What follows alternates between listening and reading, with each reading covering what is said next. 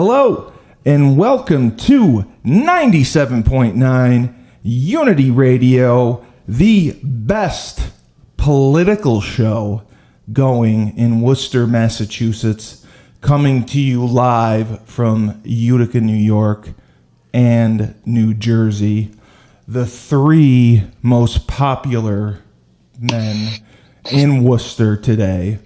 Starting to my left, my co-host and cohort, Frank Cristiano. Who's voting on this? The three most popular. We're very popular. We're very popular. If we went to Worcester, Dave, they would throw a parade for us. And this is Dave Schuman, our other host. Dave, good to have you. It's great to be on. Dave, if we go to Worcester, they will have a parade in our honor. They should. We're enlightening people. By that transgender turtle, I think that they have in Worcester, right? Isn't that over there? That's funny. That's funny that you say that. So we were talking about the Democratic National Convention last week, and I apparently didn't know it was the third day. Yeah. So that was a good start to everything.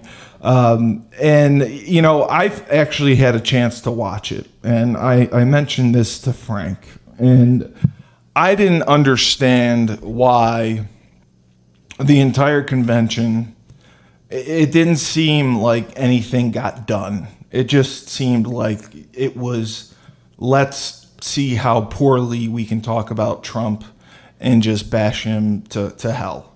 And that was disheartening to me. And I'm a registered Democrat. I haven't voted Democrat, but you're a registered Democrat? Well, yeah. In high school, they made us all register as Democrats. Yeah. Oh. They made registered Democrat? Yeah. Our government teacher, when we were seniors in high school, what he did was he had us all register to vote when we turned 18 in his class. He passed out the paperwork, and he said to register as Democrats because that's the better party. And if you don't like it, you can always change later in life. So wow. Normally people do change later in life, so that's a natural progression. Yeah, but they do. So everyone in my class registered as Democrats. I think I had 200 people in my graduating class who were all Democrats because of him. And some ended up being Republicans, some are independents, and some are in the Independence Party. So that means that, hold on. So that means when Republicans say that Democrats corrupt the process by forcing people to register as Democrat when they have those concerns with people coming across the border or other situations, it's actually true. Absolutely. It's actually true. Absolutely. We have the proof right here. There it is. There's the proof. I knew nothing about politics. Most people don't. And I was in his government class. It was Mr. Murphy. He was one of my favorite teachers. Of course he was. He gave me 100. It was the second semester of my senior year. And he let you wear a dress to class. That's what I was going to say. Full mascara, everything. Did he touch you at all? No, he didn't touch me at all. Okay. I wasn't that lucky. No. Yeah, you weren't that lucky. No, but I told Murph. I said, Murph, I've never gotten 100 in anything. Could you give me 100? And I didn't have anything close to 100 in his class. His class consisted of no work. Sure. He just talked about growing up in Ilion and how it's great to be a teacher and the teachers union and you're set for life and your pension, you're this and that. And unfortunately, he died young because he had cancer. And that was it. That's horrible. Yeah, but so basically, he just said, "Hey, you said, hey, listen, could I have 100?" And he said, "You know what, Steve? Just sign right here." Yeah, he gave me 100. We'll get you 100. He gave me 100. It's fantastic. The only 100 I ever had. What a great. It just shows you how easy you can get them now. But he, honest to God, he registered anyone in his class. as a Democrat. It was registration. Why have people register as Democrats when they die? You could just do it when they're in high school. Right. Yeah. Why wait? I mean, why that could be a 50-year wait. I mean, why take the chance? Why take the chance of having to dig up the body and do all these terrible things? I mean, this guy's a super recruiter. That's what he did. That's what he did. Genius. The guy's a genius. He is. He's a super recruiter on his own. He probably didn't get paid. This was how many years ago? 25 years ago, maybe. He was out of his time. It's 25. It was 25 years. 25 years ago. So bottom line, he probably wasn't getting paid. Well, he was, but he took upon it himself. Yeah, he took upon it himself to single-handedly change elections. He did, and he defended Bill Clinton till the end. Part of the class, we watched his impeachment, and he was talking about how Bill Clinton shouldn't be impeached for whatever his transgressions were. Yeah, and he didn't believe they were true, and it was all a smear campaign. And someone planted the evidence on the dress, and he had all these theories about it. Yeah, of course it was. Yeah, we had the theories in the last show, didn't we? But it was true. That's the greatest part. Right. It was true. Fantastic. And so what we've learned here today in the first 5 minutes of Rebel Republic. I was forced to register as a Democrat. You were forced to register as a Democrat as a high school student, 18 years old. Yes. Didn't know any better. 18-year-old. Was also told that Bill Clinton did not have sexual relations with that woman. It was planted. It was planted. That was also, and then. Okay, and so what we've learned here is that's what happens in New Hartford. What I learned is that women are carrying around vials of semen to plant on clothing. Elections can be rigged. Wait a minute, is that possible? It is possible. Yeah, I think all. But I think back to that now, and I was he taught one more year after me. So he could have been doing it for 30 years. Sure, he could have. And I was just thinking about that. And then I remember my... Thousands of young, impressionable teenagers could have been signed up for the Democratic Party. And I remember my father was polling someone for the primary, and he had a list of the Democrats and the Republicans, and he could not believe the numbers. He's like, why are the numbers for the Democrats so high? Like they triple the Republicans because they have an inspiring machine. Is it true that Mr. Murphy lived in a mansion despite a teacher salary? There are no mansions in Ilion. Murph lived in Ilion. There are no mansions in Ilion. Yeah. But bottom line, the reason the Democratic numbers are so high in this area, in our I think that was why. Because you have a churning DNC machine in charge of hundreds of youth a year. Yeah, I mean, what greater? That's what I'm saying. What greater praying ground? What greater praying ground is there than high school seniors? He's teaching 3 classes of 30 kids. He's teaching a government class. It was government. It's U.S. government. So he's telling the truth and he's teaching the right way. I mean, this is what government does. Government corrupts. We didn't talk anything about government. It was just about his life in Ilion and how being a teacher is the greatest job in the world. Yeah, and you don't have to teach anything. Of course, it's the greatest job. Democrats are the greatest people in the world. Right. They care. They give back. They take care of others. Sure, they do. And Republicans are selfish, and greedy. Yep. And they just want money. That's it. And that's what he said. And that's why the man is an innovator. And that's he's an innovator. And that's why he was. He's no longer around. Yeah, was an innovator. And that's why he said we all should be Democrats. We all look to leave our footprint in the world before we leave, and obviously this gentleman did.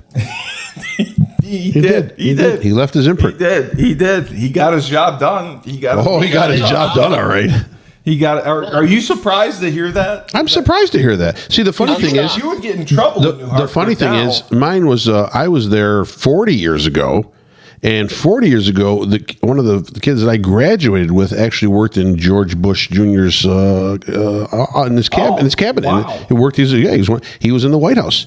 So my era was a little more conservative and all that, and then your era sort of, well, forcibly slid a little more to the left, Democratic, because everybody's voting Democrat, signing up as Democrat. Yeah. And now we have the point in time where I think education has gone bonkers to the left. It's completely to the left. It's gone bonkers. It's gone to the point where it's exploded. College, Right. If you don't, I mean, if you're not out now with some kind of a cause, see, the thing is, you don't need to believe in anything. You need to just jump into it. You need to be a part of a cause. It may not even be something you know anything about, but you're just going to grab a flag or a banner and start marching. Social justice warrior. Yeah. Dave, did you have a cause? I know you were a rebel in high school. Cause. Did you have a cause at UConn that you stood proudly for and you fought for? Was it cheaper pitchers at Ted's or something? We didn't have to get any cheaper than we had penny night and nickel night back then. Yeah. So we didn't have to get any cheaper ones, but we there's a couple of causes, but usually it was somewhere in Carriage House, after hours. That's the cause I was champion. Yeah. But you even said it yourself. You were a Democrat, and then so I was a Democrat in college. Yeah, 100. Oh, Paul, I lost you there. No, it's okay. You know what? You know why he lost you for a second, Dave? He just had a phone beep in, and the name on the phone call was John McCain. No lie. Yeah, I think they're spam He's calls. calling from the grave. What spam call? He's been dead for years. How is that possible? I get spam calls. How can you turn that down? That's a Senator, Arizona. There it is. Like, coming again, John McCain. Well, I can't help it. But I turned him down. I declined his call. As soon as you said John McCain, my computer monitor just came storming down. He's just burned. I don't know what's going on. He's haunting anyone. I'm a fan of John McCain. He's haunting anyone that strays too far to the right in the Republican Party. I was a fan of John McCain. He heard us talking about us. He's calling. Oh no, he took a dump right there. I saw him fly out of the picture. I'm not kidding though. I was like, what's going on? Well, at the same time, you had said you were a Democrat. That might have been the Chinese of John McCain. That's right. So the Chinese version. He attacked. He heard what was going on because he's listening to my computer, and he did an attack. Wasn't that Bruce Willis's name in the Christmas movie where he was at the Nakatomi Plaza? He was John McClane. He was John McClane. Yeah, not McCain, but McClane. Okay, McCain. It's all the same. But Dave, what was the point where you transitioned into being slightly conservative? Because you were idealistic and liberal, such as myself. Yeah. I was never. In college, I was never like. I would say I was a middle of the road, liberal. Yeah. But I really changed as I don't know when I moved to New York City. Yeah, and I was working.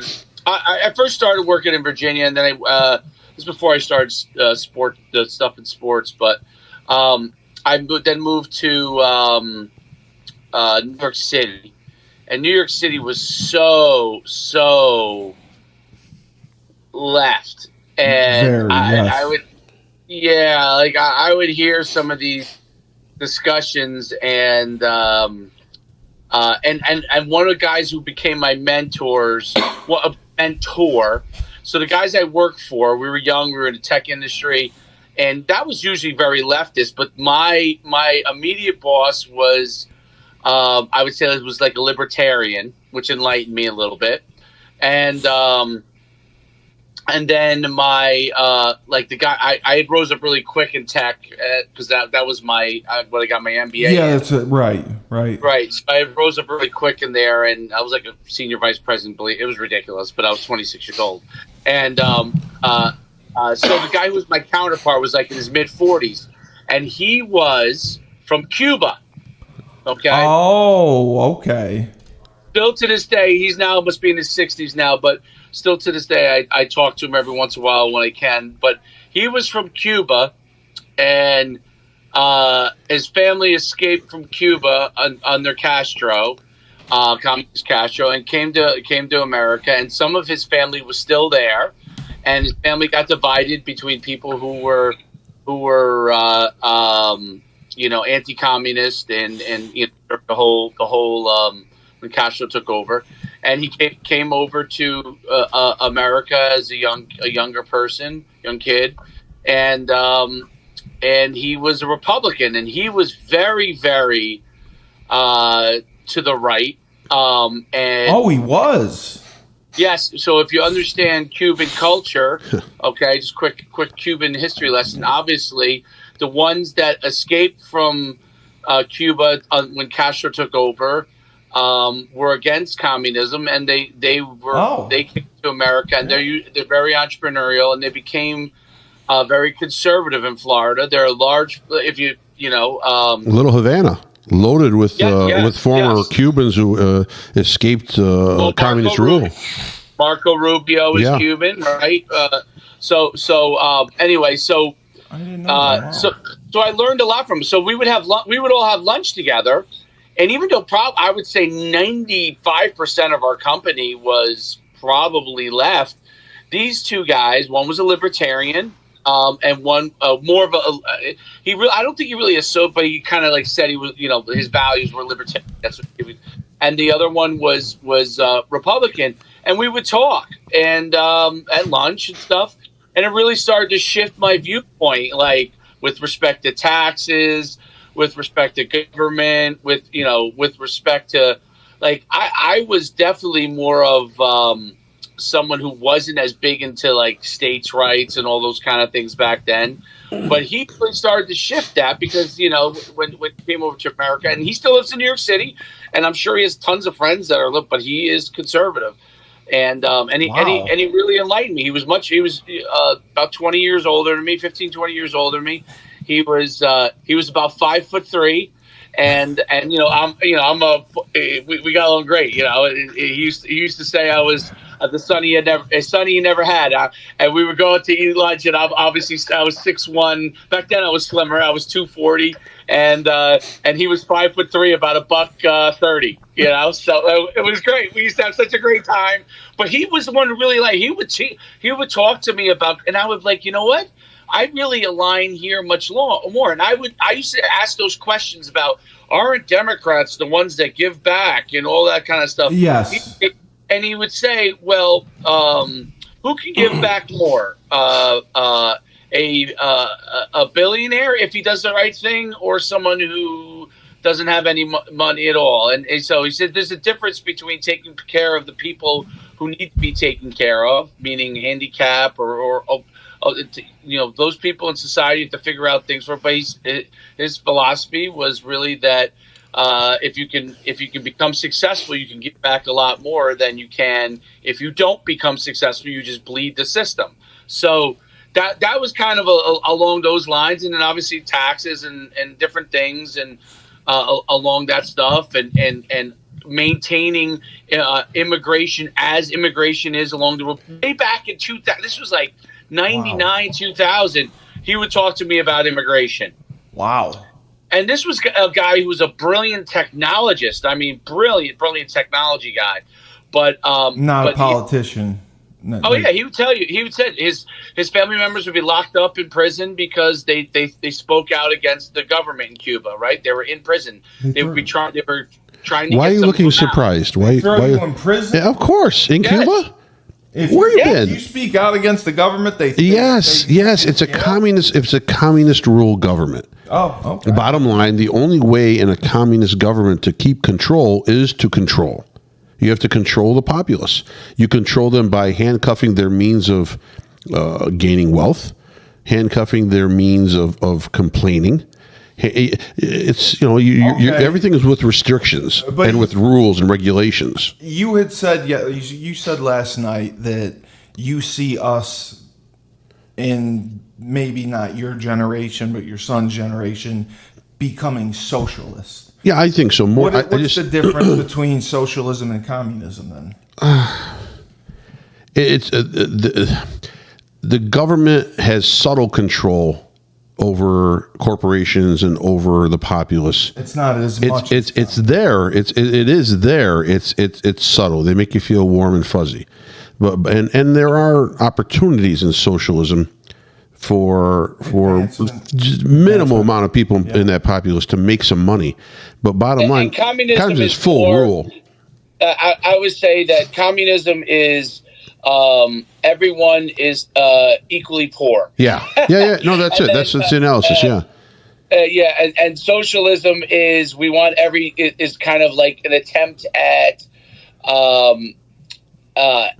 equity among everybody, no matter where you are. So really? if you're 5 rungs ahead, let's say you work really hard. Let's say you were an A student. You think about the bell curve, okay, for extent.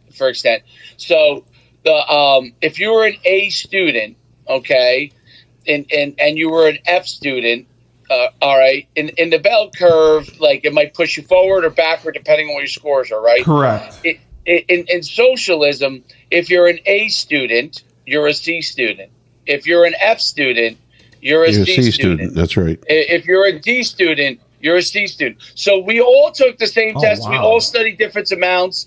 We all got different grades, and we all earned different grades, but we're all C students. Right. So socialism kind of is a push in that factor, and things like price fixing. Price fixing become things like, so you may have heard Kamala, and I think I got it right. Yes. Right. You won't get shot. Yes. Yeah, see, I'm learning. Hopefully I don't have to learn for much longer. But so price fixing, for example, and price ceilings and floors, like, for example, let's say you bought milk. Let's say milk was $5, right? And the government says milk should never be more than $5.50. You cannot charge more than $5.50 for milk. And everyone in the world would say, let's say, okay, that's great. No one could ever charge more than $5.50 for milk. All right. The issue with that essentially is if it's $5.50 for milk and nobody could charge more, the problem is that if I make, let's say, a higher quality product, or I made milk with vanilla in it, or my cow was a better cow, and your cow was a cow that was, I don't know, grazing through the mud, right? My product is organic and yours is not. It doesn't matter. We cannot charge any more than that. So what happens is the quality of overall product becomes much more generic and lower. Okay, which over time probably means less people stay in the mix. There's less profit potential. That's the point. So that's the point right there. Less people are going to stay and do it. Yes. People jump out of the marketplace, and then what happen is you get a few big sellers that control the actual price of everything together, which gets to a form of price fixing. And let's say we're all going to charge $5, and instead of using the cow that cost us $3, we're going to, because there's only 3 of us left, we're going to now get a cow that from China that's 25 cents, and we'll make that profits as we drove everybody out of the marketplace. Oh, wow. Yes, I mean, there's a lot of things you could do, right? So it happened in Venezuela.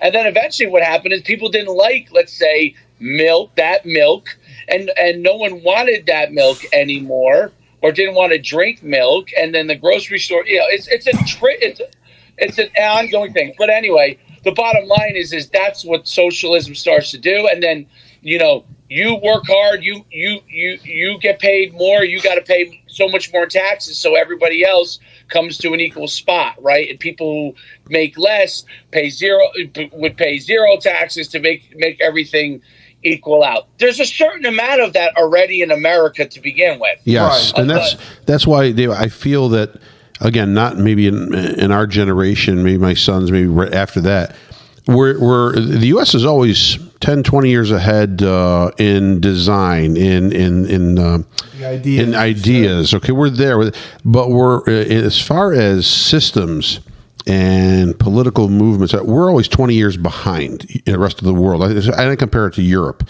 Right now, most of Europe is socialist. Yeah. And we're seeing the backlash right now, or backflow coming to this country, that socialism is coming. They're talking about how great these systems are, how universal health care, how people are working 4-day weeks, how everything is less stressful in Europe, and how great it is in Europe. Well, I can tell you right now. So I lived there 4 years when I was a kid. But bottom line, I stay in contact with my family every month or two. We call and we talk. I have 3 cousins right now that are in southern Italy. So to get a job in southern Italy, it could be whether you're a bricklayer, whether you're a pizza maker, you could be working in an auto shop, whatever it may be. There are jobs out there to be found. They will pay you. They pay you a salary. It's not by the hour, so you're getting a fixed salary pay of 600 euros a month. It doesn't matter what profession. A month. Basically not. I mean, we're talking the upper educated professionals obviously are not going to stay in the South, or some are doctors. I'm sure they're going to be making a little higher level depending on the government control of what they're doing. But bottom line, my cousin makes, and he's trying to find work, but he makes 600 euros a month. That's about $680, maybe $700 a month. So the government subsidizes Italians. So you will get a government check to your home once a month of maybe around $1,000 or whatever it is, 800 euros, 900 euros, 1,000 euros. So they'll take that little supplement, and they'll take, you're working a 40-hour, 50-hour work week for about $170 a week or whatever it is. So what they're doing is they're giving you enough to survive. They're giving you enough to function. They're giving you enough to be there, but you are living under conditions that there is no way for self-improvement. There is no way to move up the ladder. There are no opportunities. Can't save anything. And right. And so that's where socialism in the beginning is just like the DNC convention. It's all hugs and kisses. Everybody's celebrating. They're loving each other. The laughter is there. The joy is there. But then after a few years or maybe a decade or so, you start to feel and hear the grumblings and the anger and the realization that bottom line, my life, I am stuck where I am. Yeah. I can't provide better for my family. I can't provide a future for my family. I can't put anything away. There's no prospect of gaining. Like I said, joy and hope are not things you can put in your pocket. So that's where socialism fails. But I think that's what's coming to us right now within maybe a generation of kids. Well, the question I had asked you, Dave, I asked Frank about this last night. Kamala said something about this 25% tax, and Frank was explaining that it's on money that you haven't even made yet. It's unearned. So unrealized gains. Correct. Unrealized gains. Okay. I just mentioned it. I just mentioned it to my wife because I just happened to see it this morning. So maybe it was last night that she had spoken about it, or day before or something. But I just saw it this morning, and basically the simplest way to put on it is if you bought a stock for $1, and that stock is currently at $2. Okay, which means you would have $1 unrealized gain, even though you haven't cashed out and taken that money out. She would want to charge you 25% on that dollar unrealized gain, which you actually don't even have in your pocket. Okay, she should charge you on it. And the crazy part, the thing that's craziest about this is you're paying this, and then what if the stock goes down? That's Correct. what I was going to ask. Right. Correct. But you're taxed on a loss potentially, right? Because it's in a moment in time, and that becomes a whole different issue. And their whole, they'll probably say, well, if you end up losing, you'll be able to do something by filing. I'm sure they'll have something they'll say. Dave, here's what they said. CNBC, I think it was this morning, had her economic advisor on. And her economic advisor was explaining this tax. And Joe Kernan, obviously a conservative on CNBC, and the female host, I forget her name, Becky Quick, I think. Yep. So, and they're trying to say, well, this is outrageous. I mean, bottom line, you're grabbing a tax on nothing. Oh no, well, the way you got to look at it is, it's like your home tax, your property tax. Yeah, but for your property tax, and she was right, you're getting something. You're getting a school district. You're getting exactly. So you're getting something for that. You're being taxed and you're getting nothing. You're getting taken away. And he was dumbfounded that they couldn't understand his point of view, which made absolutely no sense. But that's the whole crux of the problem with her, especially. And Biden was a puppet and was being run along by strings. But bottom line, her especially right now, you haven't just landed in Jonestown. You've drank the Kool-Aid and you've died already as soon as you've accepted these ideas. Well, Jim Jones. Yes. You're right. Well, you said that you think, is this something that Obama could be pushing? Because you think Obama is behind it's the ultimate goal of the heads of the committee. The heads of the committee to make a total upheaval of society in the United States. Why do you think you have inflation?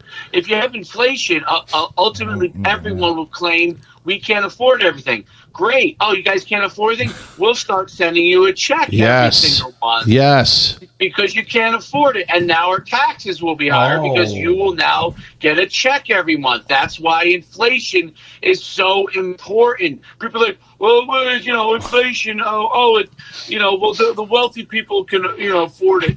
No, what ends up happening is nobody can afford it in the long run. Okay, other than the true billionaires, and it's hilarious when they're like, "Oh, we're going to tax the billionaires." The billionaires, you can tax them as much as you want. That money is down in the Cayman Islands. Get serious, right? It's in Switzerland. You think they're letting their money? Are they drunk? Stop getting so high. Just take one less toke. Okay, one less toke. It's a failing. And the numbers will swing. It'll swing back to a higher percentage of voters looking to pull the lever for the GOP in November. I can see the euphoria is over. We'll see more when they do this interview with Kamala and her sidekick. She brought along her support dog. To be able to do this interview, I like this. To do this interview, they're going to do with I don't know who is with ABC or whatever it is. Yeah, she does. Yeah, Tim Walz. Yeah, that's a support dog. No, Tim Walz is a support dog. So in other words, she's doing an interview. She's doing an interview. Went over my head. I should have. Yes, I'm sorry. I saw you were frozen in time. I'm like, wait a minute. Yeah. Usually I'm good with that. But Tim, she's doing an interview with one of the major networks, and usually, you do interviews with your vice presidential candidate once in a while. But bottom line, the people want to hear from her. She hasn't done anything by herself. She should be talking about the issues right up front, but she is going to have her sidekick there as emotional support. You can see, and he's going to probably answer a lot of the questions at a faster rate than she can. So I just think that the party is over now. The euphoria is over. Now we're going to get down to brass tacks. We're going to get down to the guts of what each side believes in 2 months. And supports. And 2 months away. But if people don't go by the record, see, that's the whole thing. That's what amazes me is that voters just vote because some social media person tells them to vote like this, or some news agency says this, or you know what? I have one cause. So if you're voting against someone for one cause and one cause only, then you're not making any sense. But bottom line, you have two records to compare. You have 4 years of what Donald Trump actually did in office as far as policies. I don't care about any of that other stuff. I worry about policies and how it affected me economically. Or you have the record of Kamala Harris through her California reign of terror, let's say, where she burned herself through the governorship and through a state Senate position, and then was vehemently denied when she ran for presidential candidate right there, burned on the stage by Tulsi Gabbard, and then had to retreat with 0% of votes. Yeah, she did. To being really picked as a vice presidential candidate because it fit the numbers. It fit she checked the boxes. It fit the narrative. She checked the boxes. Exactly. So how about this, Frank? The 39.6% tax rate on small businesses. No, Dave, I have to get out of what I'm doing. We talked about what your influence was to sort of start to turn your thought process into a Republican or conservative or whatever it may be. Bottom line, Mine was always inbred in my family. I got to watch my father, who is still alive. He's 90 years old, and he's jonesing right now because he wants to buy a piece of property and remodel it. But, you know, we're just on the fence whether he wants to spend the money or not. But he's 90. He wants works to do harder than anyone. The guy got up every day. The guy came over here from Italy, had nothing in his pocket, couldn't speak the language, couldn't read, couldn't write. You know, and he worked for other companies coming out in the beginning and made peanuts. But on the side, he would do his own stuff, and he always wanted to have a little deli. And from the deli, it evolved into like a pizzeria, and then it went to restaurants, and then it went to country western bars. My father had burger joints. He had everything. And the reason he did that was he didn't want anyone to tell him where his landing spot is in life. Right. Okay. So that's the greatest thing about capitalism. I'm sorry, I'm a capitalist at heart. You may land on 2 feet, or you know what? You may get knocked down. But bottom line, at least it's your choice to attempt that. It's your control. And it's your control to how much effort you put in to succeed in that. But again, it's like the casino, not everybody wins. But at least you have the opportunity in a controlled system. You have no opportunity. I don't care what anybody says. You have no opportunity to advance to where you may eventually want to be. There's no motivation. It's very difficult. A small percentage do. Most of the time, it's either inherited. Maybe they've inherited some money, or they're in their family lineage or stuff like that, or they've gone to the proper school to get the channels to connect them with a great work environment. But bottom line, and especially immigrants, people that are coming over that can't read, they would never have an opportunity in a socialistic society to be able to succeed and to be able to thrive and to be able to be That's an why upper they're coming level. here, right? Exactly. That's why they come here. Exactly. But we're starting to put the handcuffs on people that are coming here now. Yeah. So that was my inspiration. I just don't understand how people can look at a candidate and not look at because you see all these posts social media wise and they're asking, guy goes around with a little microphone. Hey, who are you voting for? Kamala Harris. Fantastic. What's your favorite policy about Kamala? Well, I don't really want to get into it right now. That's the answer. They can't get into it because there's nothing there that you can say. Oh, you want to say abortion? Okay, great, or whatever. But there's nothing there of substance that you can say that you would say, boy, I am in favor of what that's going to look like. Dave, do you think that the abortion issue is going to play a big factor in this election? I don't think it will be as huge as you think, and I'll tell you why. Because just from what I've seen in the last day, she's literally, I think they firmly believe that they have enough votes that they can go and push each one of these things, like taxing unrealized gains, higher taxes on small business. They believe that the people want these things. Now, I don't know enough about the middle, the independent voter, and how they feel about a lot of these things, and that's the person they're trying to swing. But the bottom line is, she's starting to go through these crazy policies that she has. So there's going to be a clear line. So I would say that abortion, it's always part of the conversation, but compared to she came out with, she wants to take away school resource officers, and police officers in schools, right? And you always ask, like, who does that hurt? That's a clear attempt in the long run to take away guns, okay? Because her mindset is, and Democrats' mindset is, we take away the resource officers from, I don't know, a place in Nashville, and some kind of a shooter goes and does something, and we can go and convince them that, you know what, let's give up our guns so our kids aren't put in danger. But let's talk about the real group that it hurts, okay? Because private schools and schools that want to invest themselves will ultimately be able to get private security, right? But who do the police officers, school resources officers really help? When you're in the inner city and you're in a situation where kids may bring illegal guns to school. There is no such thing as an illegal gun. They're all legal. All the guns are legal. Just people get their hands on the legal guns that shouldn't have them. Yeah. Okay. Right. So or a weapon and something. The kids, the police officers that protect those students from when they come into the schools, and for example, New York City, okay, those officers, and they've tried to get rid of all of them in New York City, and it's the parents rebelled against because those they say it makes the kids don't feel safe with the We've police seen officers. this in 3 years. The parents wanted the police officers there. Yes, Oh, they want them What there. people don't realize. Dave, we've seen this in 3 years. We've seen this turnaround since the fires in Minneapolis in 2020. We've seen the turnaround in the public sentiment as far as having more officers, having places secure, having armed guards. The people in Chicago, the inner city, they are rebelling. They are saying we want more officers on the streets. We don't want to. We don't want to defund the police. We need to fund the police. So you know what? The experiment's over. The garbage has gone through.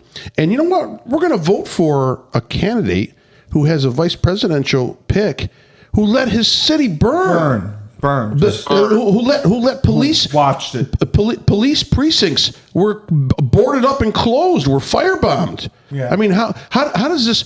How does this go over on people that are like, oh, that's cool? And she funded the she put money in campaigns to the fund to try to defend the people that were brought up on charges for doing all the violent acts in Minneapolis.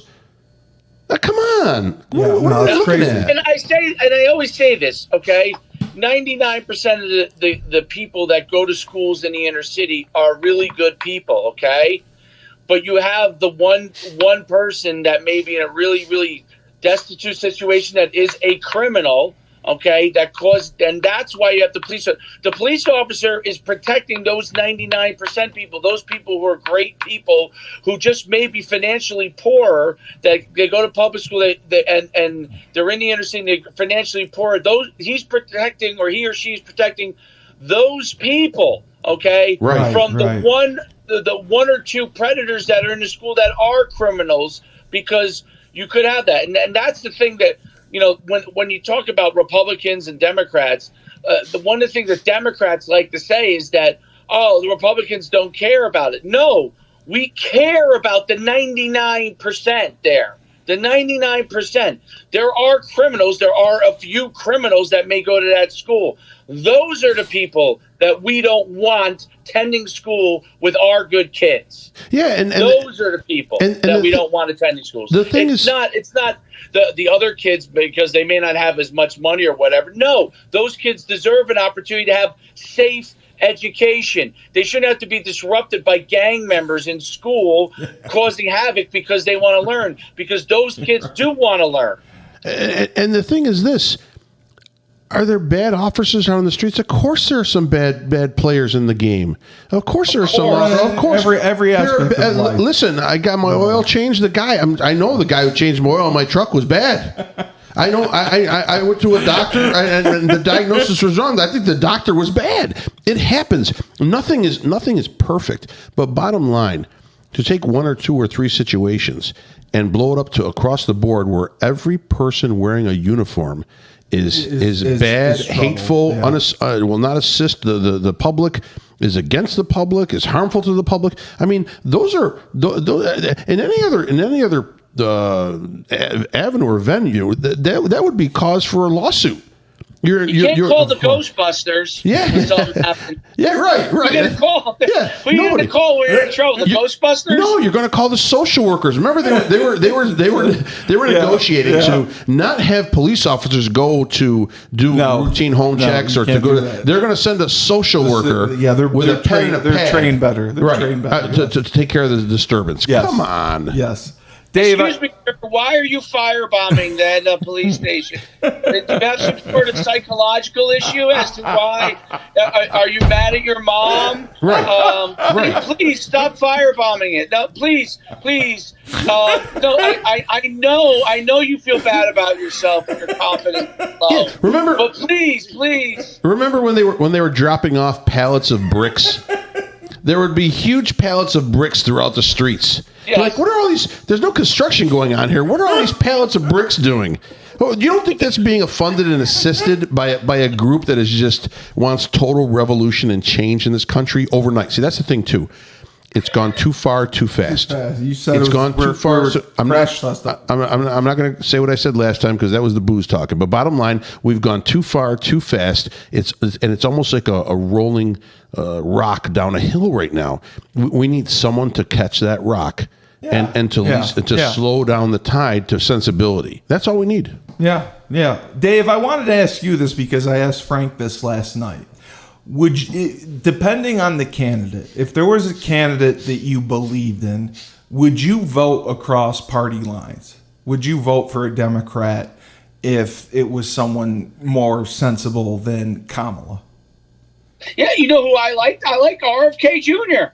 Yeah. Okay? Yeah, you like did. RFK Jr., it has some really good things. I'm not saying I agreed with everything on RFK Jr., but RFK Jr. made a lot of sense on a lot of things, okay? And he was a Democrat. And RFK Jr. got ran out of the party, okay? But when RFK Jr. says he thinks that there might have been a conspiracy to kill his uncle and his father, I think he might have some valid points since he lost both of them. I would feel that way if both of them were killed. Okay, it's crazy how people on the Democrat side would just dismiss that stuff. He was against the COVID shot being mandatory. Yeah. Okay. He was right on those things. All right. Now, I never said. It's funny because I always said this. Like, if someone wanted to get a COVID shot, absolutely, they should be able to get a COVID. It shouldn't have been like, you can't do this. You can't go to school without it. You can't go to school. Like, you know, what happened to my body, my choice? Yeah. You know, so that goes out the window, and that's for me. These are the things that they're Democrats and Republicans have inconsistencies somewhat. If you were go point by point on one thing, maybe to another. But the group that has an overwhelming number of inconsistencies and hypocrisies is the Democrat Party and most of the candidates. And RFK Jr., I thought, was trying to bring an issue-by-issue thing where, hey, I believe this on this issue. That might align more with the Democrats. I believe I align this way on this issue. I mean, listen, for the most part, socially, I really don't care what people do in their own lives. A lot of people don't. Yeah. If they want to be, if someone wants to be a transgender, I don't think there's any. You know, they can do whatever they want. Yeah. Okay, I'm against them allowing it for minors. All right. Right. I don't care if someone wants to be a transgender and do sports. I'm against a transgender male competing against women. Yeah. Okay. I'm against that. Am I not the biggest women's libber? I'm for women. Yeah. That's what people don't get. People don't get when you say that you are protecting women, you are supporting women's sports. You're a racist. And you're saying the males competing against the women, you're not giving the women the rights to compete. They're competing against unfair competition. You're transmisogynist. Yeah. No. Is that a word? And that's the crazy part. It just goes back to, like, you know, Harrison Butker, for example. Okay? Harrison Butker did not say that women have to be in the home. He said that your joy will come from your family. These are such misconstrued things. Like, if a woman works and she wants to work, great. Yeah, absolutely. If she wants to have children and and take care of her kids and stay in the home, great. That's what's called America. Yeah, it also shows you where the money is, because Kansas City was like, oh my God, this is reprehensible, but let's give them a bigger contract.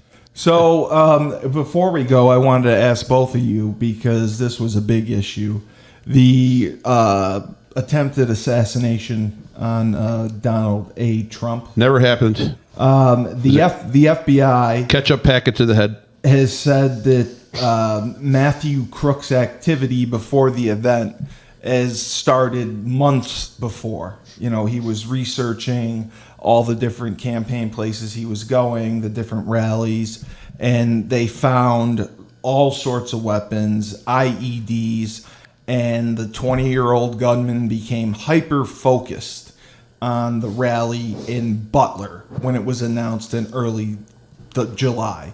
And it just doesn't pass the smell test. And we talked about the Secret Service and their response to it. The local police had noticed him throughout the day. They noticed him flying a drone.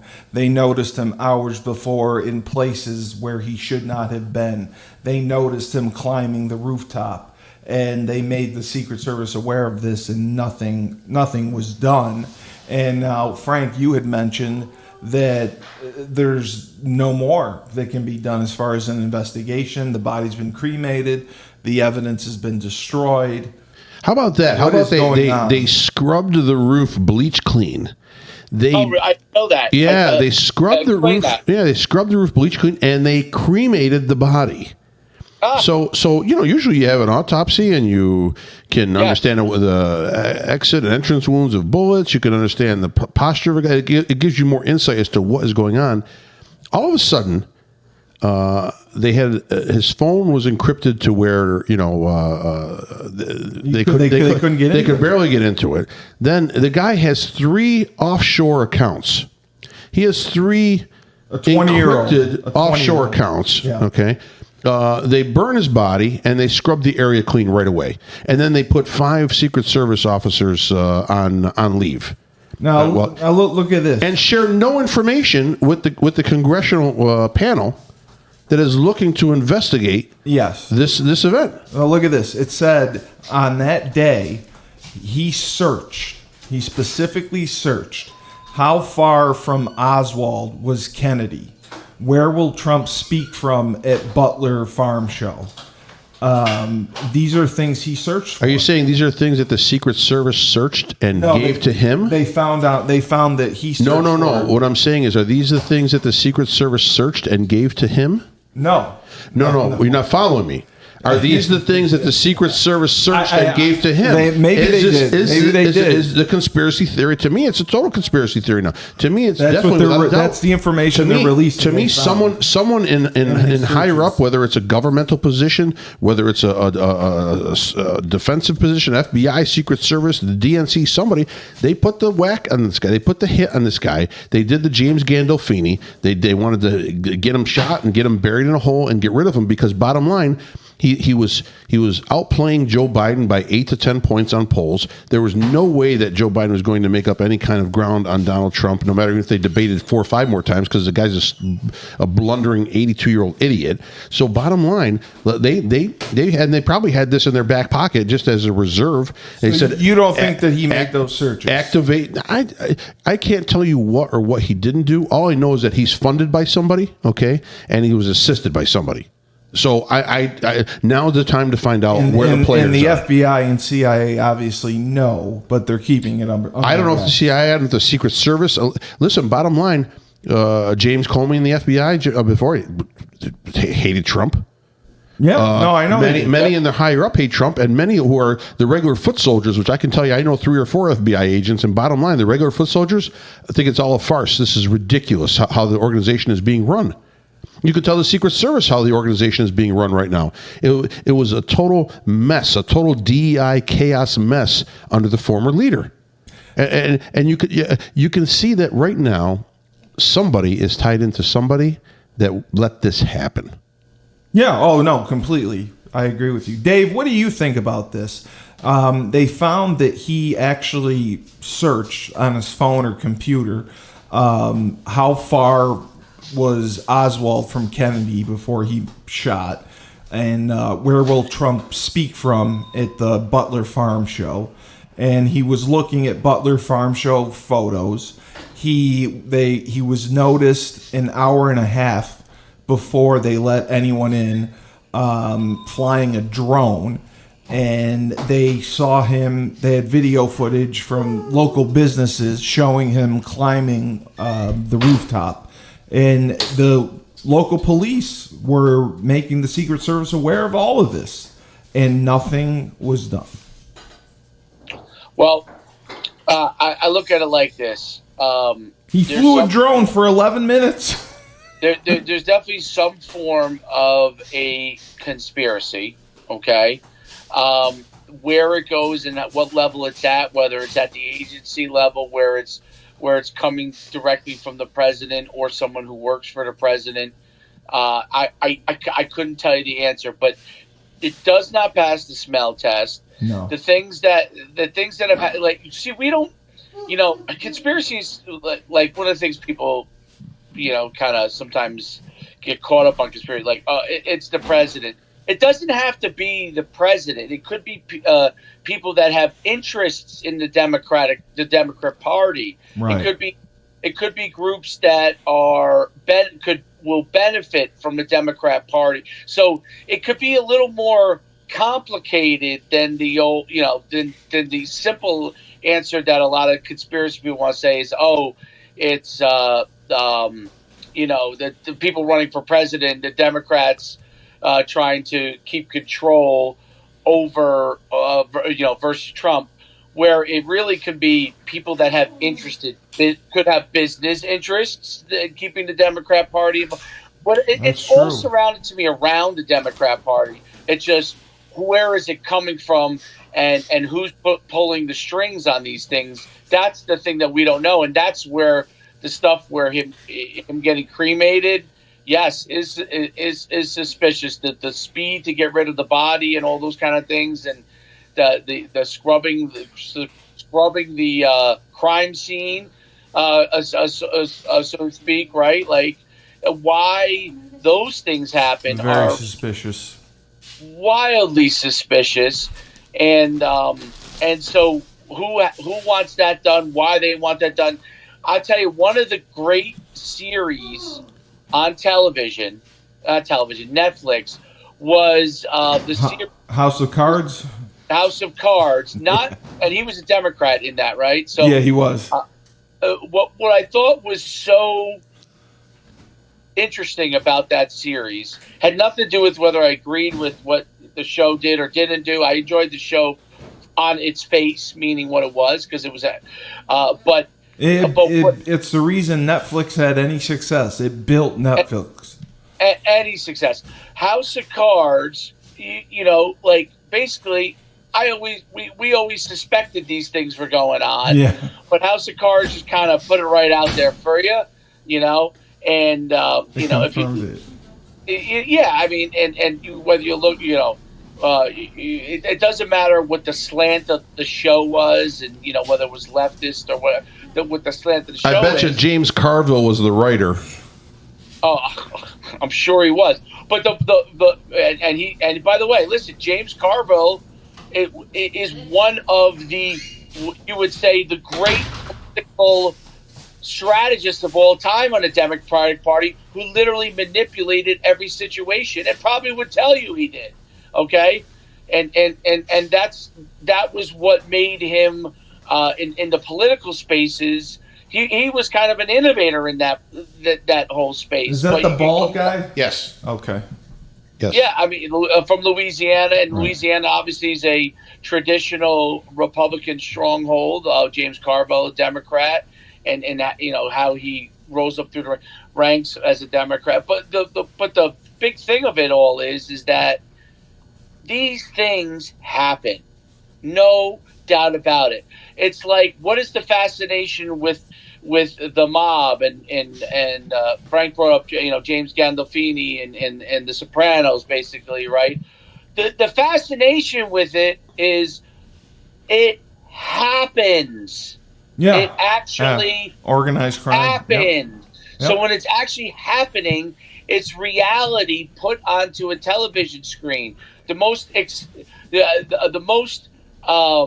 best stories you ever tell as a person is when you have a crazy story of something that happens to you. You're right. That was actually true. Yeah. And people have a hard time believing that it's true, but it actually happened. You know what I mean? Like, you think about the nights when I don't know, when you're in college and you go out and you went out, you had a good time, and this thing happened and that thing happened, and right. this, and you think, how is it incredible is this story that this actually happened in one night, but it actually happened, and that's what makes it a great story, is because it's actually true. And that's why I believe, the same way that Frank does, that, you know, there's something going on. I don't know exactly what was actually what the details is, because I'm not privy to any of it, but something's going on. You can't like take a you know what on my lawn and tell me that you're putting cocoa on there. You know what I'm saying? Yep. The last two questions I'll ask. Okay. Number one, is there going to be a formal report done about this so-called investigation of the assassination? Of course there will be. There will be. Okay. Of course there will be. Of course there will be. The problem is that how formal is formal? And how if the information is incorrect, if the information is fudged, if there's somebody hiding something, if the dots haven't been connected, if the main players aren't exposed, what are we getting? We're getting another runaround. This is what we're always going to get. Politicians are the greatest at that. You ever see when they interview politicians in the Capitol and they're standing at the halls there and they have the camera on them and all that? And what do you think about this? They're great at saying nothing. And they do the runaround at saying nothing about what they're actually trying to accomplish. Yes. Okay, so... Frank, you know, and we're all football guys at one point or another, right? Yep. Well, one of the great tragedies I always thought in college football was when Baylor had the situation happen with Art Briles, yeah. Right, and then the player, if you remember the player, Sean Oakman, who was a defensive end, who he went to jail, right? Photo. He was falsely accused. It was false. The whole thing was false. Right. Okay. Was he, you know, doing all the right things? Maybe not. But the accusations were 100% false. Was he the transfer that they took that they blamed everything on officially? Yes. He's the guy that had the iconic photo. Yeah. Okay. Where the guy's jacked out of his mind, like the best built defensive end of all time, you know, 6'8" or whatever. And he was potentially a first round draft pick. And basically, they ruined his life. Now they destroyed Art Briles' life to a certain extent. He couldn't even get a high school job for years. Right, and he's kind of come back now, slowly but surely. But Sean Oakman, okay, was 100% destroyed, right? 100% destroyed by that whole accusation. And believe it or not, a player I coached in high school who was a standout for me had his college career derailed by a similar thing. That girl went to jail, okay, for false accusations. And the player went to school in Connecticut. He was an FCS player. Not UConn, but Sacred Heart. Right. And it destroyed his athletic career. Yeah. And so my point on the whole thing is this, with particular to Baylor. Baylor is a Christian school, okay? And in today's era, if anything goes wrong at a Christian school, okay, Art Briles and Oakman were just casualties of the overall picture to take down. They were the scapegoats. They were the scapegoats to take down the overall story of here is this Christian school that's risen back to the top of football. They've been to the bottom for so long. And I'm not saying that they, you know, I don't know whether guys were cheating or not. Everybody in college football at the highest level until you got NIL was cheating in some capacity. Right. Okay. But but it was an easy target to take down a Christian school who had rules where you couldn't be in each other's dorms, correct, right? Yep. You couldn't be this. And here was a player that was in, and multiple players were doing things like that. And they're not so holy and righteous. And that to me is just a segment of the overall, like when people say Texas is immune to stuff like that, no way, man. Californians have moved into Texas. Nobody's immune to situations where if you got far left beliefs on things and you're trying to get to a certain point, anyone could be a target that doesn't believe the same way that the leftists believe. And I think truly the difference between, to me, the two parties is that there are bad people on both sides, okay? There can be bad people in any situation, just like Frank said, bad at their job in any side, whether Democrat. There are great people that are probably Democrat. There are great people that are Republicans. But the philosophy of the Democratic Party is, if we do bad, cover it up. Right. The philosophy of the Republican Party is, if we do bad, we want that person out of the party if we can. We want to investigate it and make the right decision. Yeah. Yeah. Now, there are some guys that will do the wrong thing and not want that. But overall, the Republican Party wants that. We got rid of George Santos in Long Island, okay? Yeah. George Santos, there was enough Republicans that stood up against him, said this guy is not the right. There were some that didn't. Okay, I'm not saying there aren't. How long did the Democrats keep supporting Bob Menendez? To the end. Yep. Until the gold bars were snapshot on TV. Absolutely. Bob Menendez that's the greatest example, Frank. No one called out Bob Menendez on the Democrat side. Never. No one. And that's my point. Yes, there are Republicans that will toe the party line and try to support Santos even though he was lying, right? But there were Republicans that said, no, this guy is not right. Okay? Yeah, the Democrats did not say that about Menendez. They just want him to get elected again. That's it. Yep. That's all they care about. Absolutely. The guy, where was he? He was in Honduras or something like that with minors. No, that wasn't him. He didn't. There's no way that could have been him. Get him back to New Jersey right away. No. Conspiracy. No, I just the hypocrisy is crazy. I mean, RFK went from loved to lunatic to now he's weird. You know what I mean? He's irrelevant. And with the assistance of 90% of the media. Yeah. So it's very easy to make someone look tainted if you control that facet of society. And that's what's happening right now. I mean, you're trying to look at candidates. I mean, who do you want to pick? And more coming. I mean, so Kennedy supports Trump. The one person that I would have voted for on the Democratic side, I know you had mentioned Kennedy, I would have voted for Tulsi Gabbard. Yeah. So Tulsi Gabbard, I love Tulsi Gabbard. I think she from her service record to what she's done for her state to how she conducts herself and to how she answers questions, you're getting a truthful person. So would I have voted for her? I would have voted for her. Now she has come out and supported Trump. So and she swayed lately from and removed herself from the Democratic Party and now is a Republican in sense, and now with her support too. So you are seeing people leaving the reservation. They're leaving the reservation and they're starting to leave the reservation in droves, and they're starting to be visible because you can't conceal them after a while. There's only so much that you can cover up. I mean, look what they did to RFK. He was sued on every state had a lawsuit. Yeah. On RFK, trying to keep him off the ballot by the Democrats because they know that bottom line, it's not that he wasn't truthful or trying. It would hurt the Democratic Party chance away of right. Kamala. So you have to realize everything is a conspiracy. And things are truthful in these conspiracies when people talk about how parties are run and how elections are stolen. Yeah. Well, I have to say, another spirited episode of Rebel Republic, only on 97.9 Unity Radio. Great job, both of you. And I'm sure all of Worcester is going to be thrilled to hear this in the morning. Worcester knows I'm the voice of reason. Worcester knows you're the voice of reason. After that, it is what it is. We'll come up with a nickname for Dave. And Dave, I apologize again. I brought the wrong charger for my computer. Genius. Walter Berry, the truth. Oh, Ernie, please don't fire us. Thank you, Frank.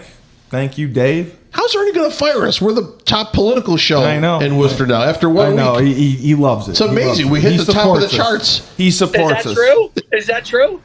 We drew more than our sports shows. Yes, Is there a political rival show on Unity Radio? Yeah, there's a political morning show. What's that called? Unity in the Community. Unity in the Community. And that's a political talk show. That's Ernie's show. That's Ernie's show. Yeah. Oh. So we know we come after him. Right. No. Well, oh we wow, know. that's interesting. Oh. So his show goes on, and then we go on right after that. So then now we have some kind of comparable numbers to run, or we can look at Ernie's numbers for unity in the community, and then we can look at Rebel Republic and see where we stand as far as who is the number one talk show in Worcester. It would be us, unfortunately, most likely. It would be us. Yeah, probably. Ernie has no listeners? Not to the extent that I don't think that this really? Yeah. Let me ask you this question before you leave. Can we become the top show in New England? Absolutely. But between Moneyline and this show, absolutely. Between the Boston market, it's really just the Boston market in New England. So and being I'm not saying a conservative talk show, because bottom line, we're just towing the truth. Well, they don't have that. Right. That's a niche. But in New England, isn't that a little difficult? I mean, New England is traditionally a liberal. They're extremely liberal. Right. But that's why people listen. So we're there to raise the blood pressure of the average. People will listen more if they hate you than love you. I think people are curious. I think people are curious to hear it's the a different viewpoint. Yeah, talking points. Exactly. Whereas, you know what? You may not have. And that's where I think, Frank, you're really right on some of these things, where people are slowly but surely maybe changing their thoughts about things, that they're actually like, you know what? Like, they're not drinking the Kool-Aid. Even if I think these guys are wrong, like, I want to hear what they're saying. I agree. I'm telling you, I'm still convinced the numbers, the African American and Hispanic voter numbers, are going to be huge. Yeah, they will. Are going to be huge. They will. And that could carry them. That'll carry them right there. They will. And hopefully they can find. Well, actually, they did find. They found out that the votes, the 100,000 votes in Georgia, were actually just. It was a goof. We did. It was a goof. So they apologized. They did apologize for throwing. Well, let's see. It was 11,000 votes that turned that election. I think that made the changing point in Georgia. Right. And 100,000 of them were miscounted. Which means it was probably 200,000. Right. That's right. And that's what we're talking about, the hypocrisy. Yeah. No, I know. So They told us those numbers in Georgia were the true numbers. They told us that Donald Trump did not win. They said the governor, and yes, there's been disputes between the governor and Donald Trump, but they said, the governor doesn't even support, no one supports him. And the numbers prove it right here. You can see Donald Trump lost Georgia. We need a recount. We got the recount. Donald Trump lost Georgia. Then we need the next recount. We lost 100,000 votes. We don't know where they are. But you know what? It's 5 years later. Come on. 5 years later. It's a garbage. For Frank Cristiano. Yeah. Dave Schuman. Steve Cully. Best podcast host in the universe. 97.9. Unity Radio. Rebel Republic. Remember, when life gives you lemons, don't make lemonade. Take 2 oranges and throw them up the DNC's ass.